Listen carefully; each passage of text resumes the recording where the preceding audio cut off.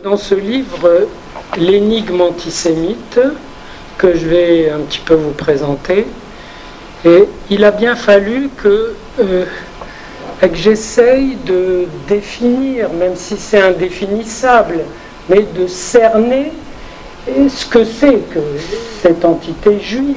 Et évidemment, pourquoi elle éveille autant d'affects, de vindictes, de sentiments troubles, allant de la haine à une agressivité vague. Bref, pourquoi le juif ou les juifs, au fil de l'histoire, au fil des siècles, des millénaires, touchent un point sensible et qui peut mettre les autres hors d'eux, de façon variable, d'une façon qui peut aller de saint Augustin qui disait « il ne faut pas tuer les Juifs, il ne faut pas les supprimer, il faut les laisser pour que leur misère prouve aux gens saint d'esprit, à quel point on est misérable lorsqu'on refuse la grâce de notre Seigneur. » Argument que Pascal a repris, et c'est très étonnant que Pascal l'ait repris, parce que Pascal était un mathématicien, un logicien, quelqu'un qui réfléchit aux arguments, à leur articulation, et qui donc ne pouvait pas ne pas voir que ce que ça prouve surtout, c'est à quel point quand on réduit les gens à la misère, ils sont misérables. Ce qui est un énoncé finalement très banal. Mais voilà, donc il faut croire que même chez des gens très sensibles à la logique, à la raison et à ses articulations, et il faut croire que même chez eux, quelque chose de plus profond, de plus affectif, de plus inconscient est touché, est atteint, et fait que, non pas ils perdent la raison, mais ils perdent le besoin de s'éclairer par la raison. Ce que je viens de vous dire pourrait en fait être un argument désespérant, parce que ça laisse entendre que ce n'est pas en rendant les gens plus raisonnables qu'on va les protéger contre ce danger. Parce que d'ici à ce qu'on rende la planète aussi raisonnable que l'était Pascal, il va s'écouler beaucoup de temps. Donc il y a quelque chose qui dépasse la raison. Voilà, et qui est en jeu, ce que j'ai trouvé, qui j'espère, vous paraîtra éclairant. Je me suis dit que finalement, peu importe ce que sont les Juifs, il y en a des riches, des pauvres, des idiots, des géniaux, des qui lisent le livre, des qui lisent pas le livre, etc. Ce qui importe, c'est de voir ce qu'ils symbolisent pour les autres, et un peu pour eux-mêmes. Et je me suis dit que finalement, le noyau de ce qui est symbolisé, c'est l'appel à une transmission symbolique. Ça veut dire qu'un juif peut dire à son fils « tu es juif, mais ne le dis pas ». Un autre peut dire « tu es juif, sois-en fier ». Un autre peut dire « tu es juif, mais laisse tomber tout ça, va faire des mathématiques ». Un autre peut lui dire « étudie la Torah et le Talmud ». Un autre peut lui dire « je ne sais pas quoi te dire ». Ils peuvent dire tout ce qu'ils veulent, tout ce qu'ils peuvent. Ce qui est sûr, c'est qu'il y a un noyau où il est dit « tu es juif et fais-en ce que tu peux. Cache-le, montre-le à moitié, etc. » De sorte que, vous remarquez, ça ne définit pas le contenu de juif. Le contenu de juif reste assez ouvert, encore que il y a des invariants. C'est-à-dire qu'en gros, Ça peut aller du repas gastronomique au jeûne de Kippour, à quelque chose d'autre qui semble avoir fonctionné comme un variant, qui est la référence à un passé, à une histoire, à une terre, à une souveraineté qui a existé et qui déjà avant d'exister était promise. Promise à exister, promise à être détruite et à réexister encore. C'est la ritournelle des prophètes. Et je vais vous faire remarquer qu'un prophète qui revient un peu à la mode, et tant mieux, c'est Jérémie. On oublie un peu les jérémiades pour lire le texte de Jérémie qui est d'une lucidité incroyable. Il décrit la prise de Jérusalem, les Chaldéens, leurs machines de guerre, leurs canons, enfin de l'époque, les trucs pour détruire les murailles, et en pleine description, il dit « Parole de Yahvé à Jérémie, va, achète à un tel un champ. » Et il achète un champ, il écrit l'acte d'achat, et il le met dans un vase qu'il enterre, en disant « Car il y aura encore des achats de terres et de maisons dans ce pays. » Vous en témoignez. Il y aura encore de l'immobilier. On ne parle que de ça. Bon, eh bien, il y avait quelque chose. Il y avait quelque chose d'une option sur le temps à venir. De sorte que, on pourrait dire, et là j'avance un peu vers notre énigme, on pourrait dire que ce qui définit les Juifs, c'est la transmission d'un symbole hébreu, qui veut dire d'ailleurs passage, passant, la havor, passé, qui inclut d'ailleurs le havar, le passé. Donc, transmission d'un symbole qui est lui-même le symbole d'une transmission. Puisque je vous l'ai dit, quelqu'un n'a pas grand-chose à dire de ce qu'il transmet, mais il transmet. Ce qui m'a fait dire un jour que, selon moi, est juif celui dont les enfants sont juifs. C'est-à-dire qui transmet, quels que soient ses titres, ça peut être un goy ou un moitié goy, au tiers, au quart, etc. Il a besoin ou il n'a pas besoin de l'aval d'un rabbinat orthodoxe, pas orthodoxe, tout ça, c'est relativement secondaire par rapport au fait que ces enfants sont juifs, se disent juifs, font et transmettent à leur tour. Ne n'ergotez pas, parce que on verra très vite que c'est une définition qui ne tient pas, puisque justement le juif et la dimension juive ne peuvent pas se définir. C'est une idée de transmission symbolique qui intéresse et qui concerne les autres, parce que les autres aussi ont des problèmes de transmission. Ça veut dire qu'à côté, dans les écoles, dans les familles, des gens qui ne sont pas juifs disent mais qu'est-ce qu'on va leur transmettre? Est-ce qu'on va leur dire ceci, cela? Et curieusement, j'ai une proche qui travaille dans une maternité sur les questions de procréation. La question de comment transmettre, quoi transmettre, se pose parfois sous des formes hyper aiguës lorsque les parents ont eu recours à la procréation assistée, par exemple. Alors, dans toutes les séances, défile la question, alors, est-ce que je vais leur dire? Comment leur dire? Quoi leur dire? Ils sont à moitié de moi. J'ai pris un nouveau site et on a recouru à un sperme de donneur anonyme, pas anonyme.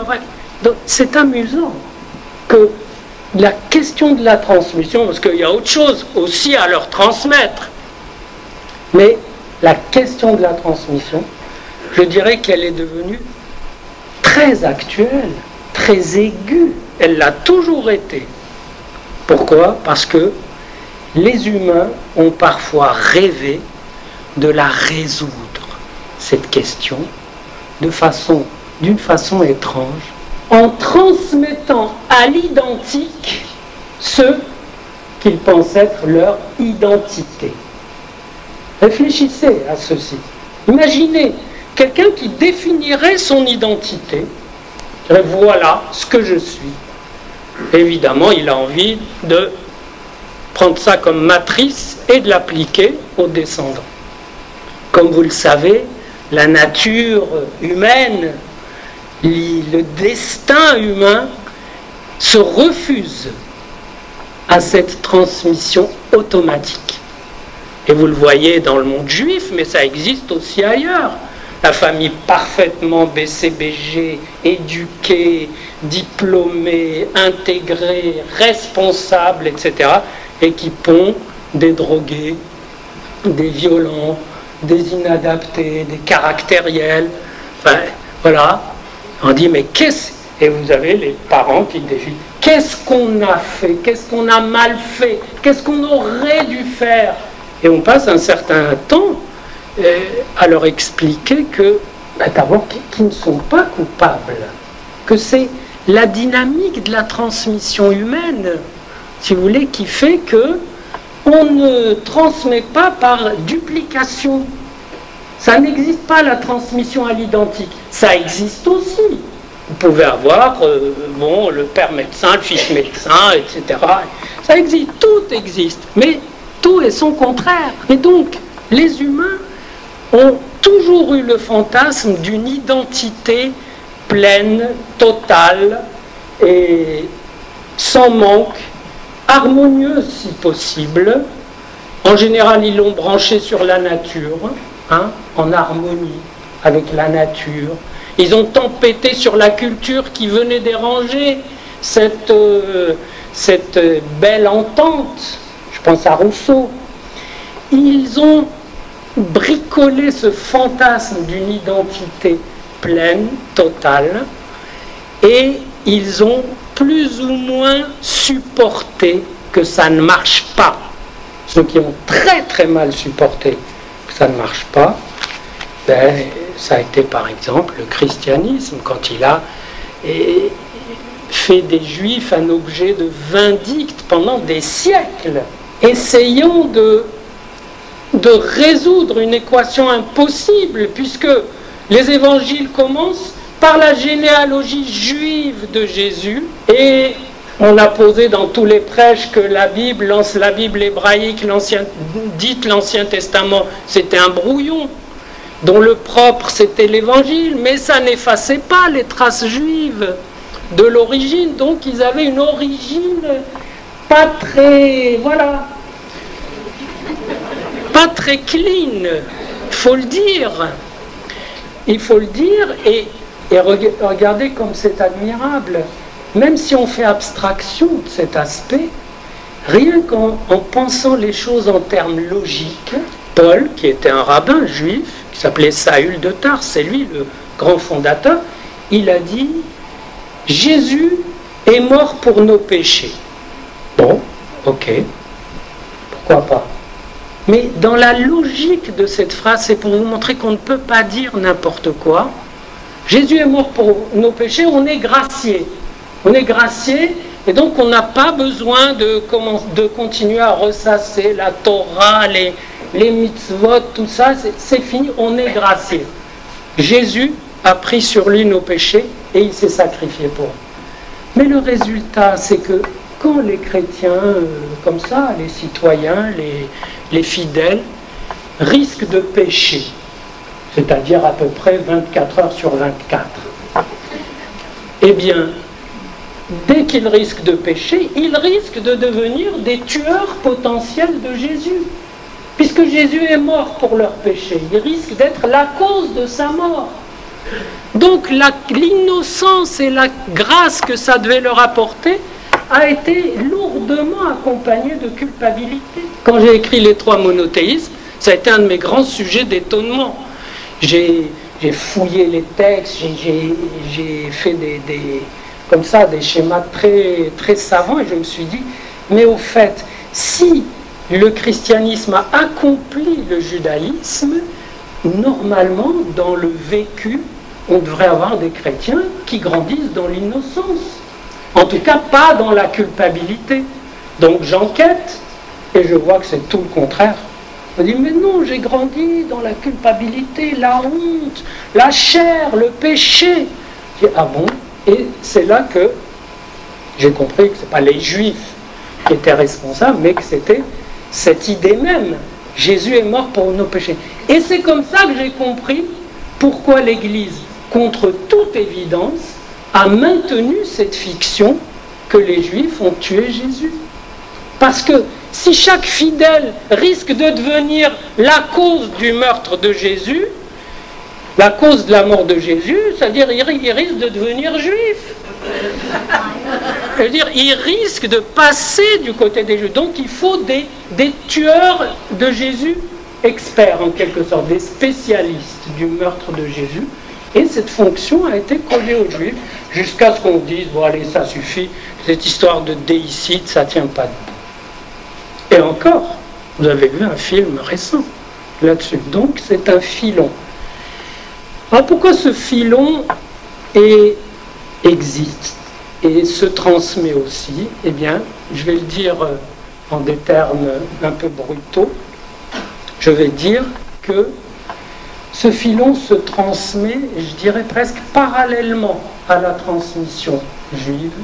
C'est-à-dire que les Juifs, en se transmettant comme symbole de la transmission, d'un symbole de transmission, etc., eh bien, s'offrent aux autres presque comme une occasion, lorsque les autres ont des problèmes de transmission, des problèmes d'identité, et qui ne sont pas très futés, ce qui quand même arrive, comme vous le savez, eh bien, ils peuvent se retourner sur les Juifs comme si les Juifs étaient responsables des problèmes qu'on a avec la transmission.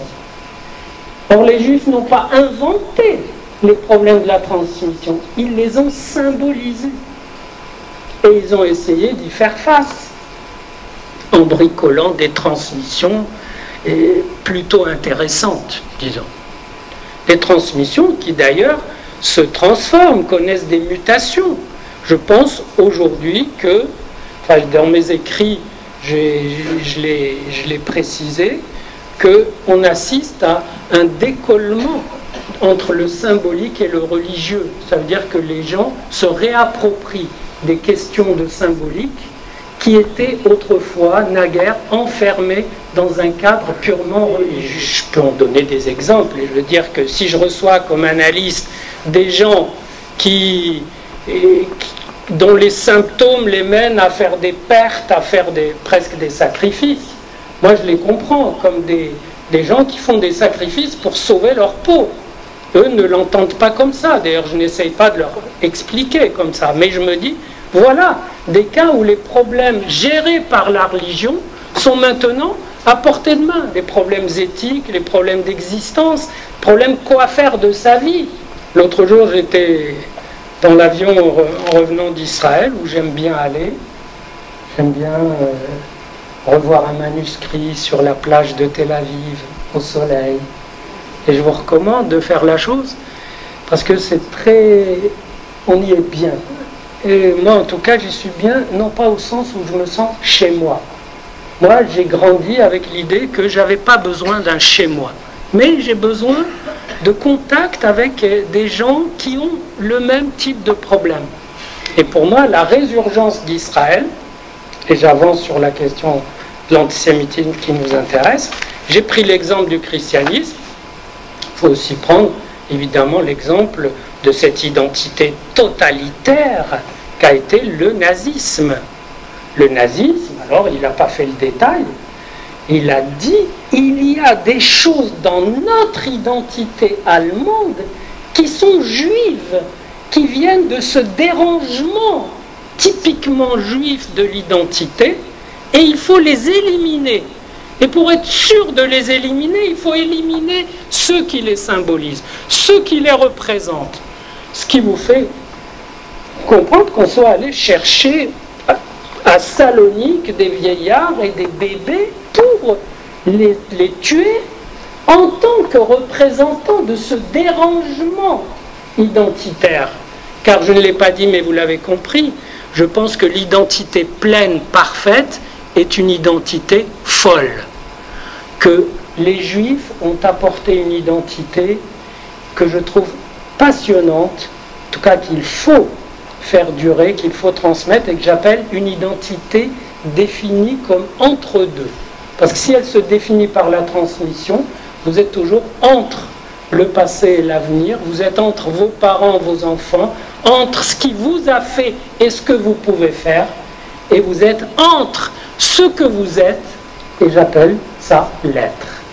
L'être, ce qui fait être tout ce qui est, c'est ce que la Bible a désigné par le tétragramme, mais on n'est pas forcé d'entrer dans le cadrage religieux pour comprendre que c'est la grande invention de la Bible. Vous ne trouverez pas dans les autres écrits monothéistes quelque chose qui s'appelle Yudé Vavé. Vous ne trouvez pas. Vous trouvez Allah qui est une variante de Elohim, vous trouvez le Fils, vous trouvez le Père, etc. Et je vous incite, je l'ai fait dans mon livre sur psychanalyse du conflit du Proche-Orient, relisez quand vous rentrez chez vous le psaume 83, où le psalmiste, qui a été écrit des siècles avant l'islam, où le psalmiste dit « Mon Dieu, al techerash ve al tishkot » ne te tais pas, ne reste pas immobile, car voici tes ennemis se sont ligués, ils veulent détruire ton peuple, ils veulent nous effacer de la surface de la terre, etc. Et il dit, qui sont-ils? Et il dit, Midian, Amalek, les Hagaren, c'est-à-dire les descendants de Hagar, d'Ismaël, et Esav.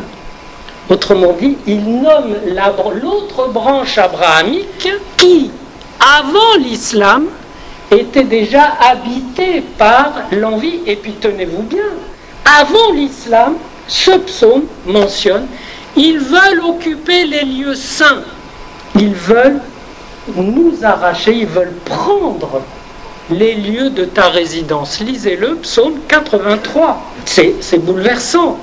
Il dit des choses qui se passent aujourd'hui, mais les acteurs ont un petit peu, se sont précisés, je dirais, plus que changés, se sont précisés, ont connu une évolution. Donc l'identité pleine, totale, comme ça, est une folie, ce qui veut dire que chaque fois que dans le monde ambiant, il y a un élan identitaire total, les Juifs sont menacés. Nous sommes le baromètre de la maturité ambiante. Quand cette maturité baisse, c'est le mauvais temps. Et quand cette maturité monte, c'est le beau temps. Voilà. C'est aussi simple que ça, mais qu'est-ce que la maturité ambiante? Qu'est-ce que le degré de culture ambiante? Là, vous êtes bien placé pour savoir que si on examine l'espace ambiant qui est le nôtre aujourd'hui, c'est très troublant.